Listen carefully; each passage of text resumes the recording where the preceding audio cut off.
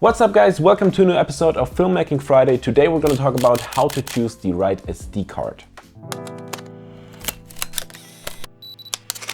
Filmmaking Friday.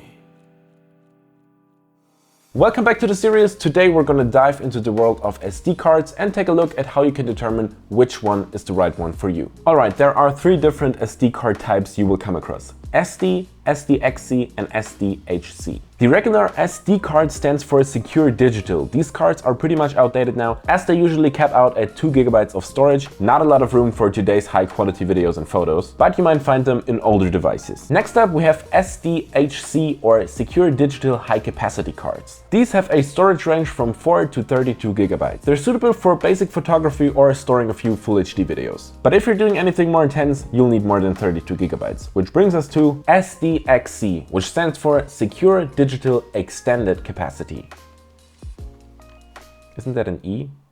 Shouldn't that be SDEC? These cards start at 64 GB and go all the way up to 2 TB. Perfect for high resolution photos or 4K video. They are the go-to for professionals who need lots of storage space. Next up we have something that was announced back in 2018 but is not yet widely available, which is SDUC, the UC meaning ultra capacity.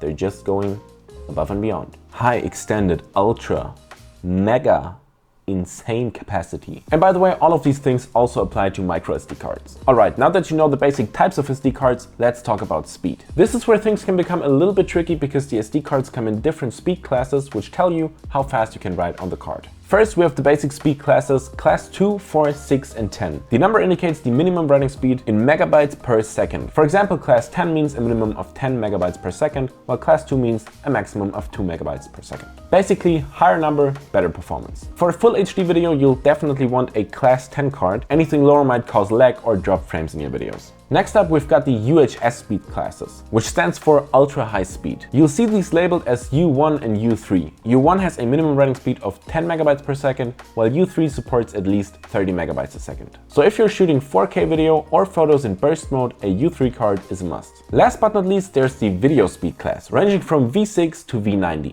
The number represents the minimum sustained writing speed in megabytes per second. The V60 and V90 cards are best for recording 8K video or high bitrate or high frame rate 4K video. Okay, now that we know the different types and speed classes, let's figure out which SD card you should actually buy depending on what you need it for. For casual photography, an SDHC or lower capacity SDXC card with a class 10 or U1 speed class will do the trick. If you're into shooting raw photos or burst mode, go for a U3 rated SDXC card, preferably with at least 64 GB or more. If you're shooting full HD video, a U1 card is the minimum you should use. For 4K recording, a U3 card is the way to go. And if you're doing professional level high bitrate or high frame rate 4K or even 8K, opt for V60 or V90 rated cards. They ensure video is recorded smoothly without any frame drops. Before you click buy, let's go over some common mistakes people do when buying SD cards. Always check the speed requirements for your device. Don't use a low speed card for high quality video recording or you'll end up with choppy footage. But it's also not as easy as to just buy the most expensive card, because not all devices support SDXC cards or UHS speeds. Double check your device's specifications before buying. If you're for example trying to put a top of the line SD card into an older device like this,